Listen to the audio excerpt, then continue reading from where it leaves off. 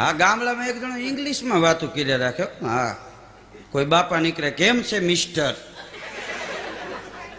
હા, ડોશીમાં નીકળે, શું છે સિસ્ટર? ડોશીમાં ધોકો મારી લીધો.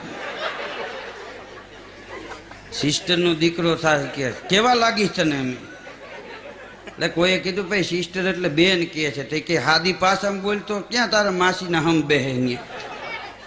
ઇંગ્લિશમાં બોલવાની બહુ ટેવ. એમાં એકદી અંગ્રેજો આવ્યા.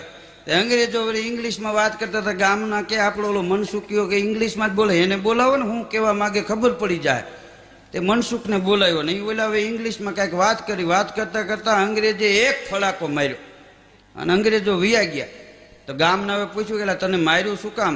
તોય ઓલો હેઠો નથી બેસતો. એ કે મને એટલા માટે માર્યું. એ કહેતા હતા કે આટલો બધો તું હોશિયાર અને હું આવા ગામડામાં પડ્યો, હાલે અમેરિકા વિયો આવ્યો.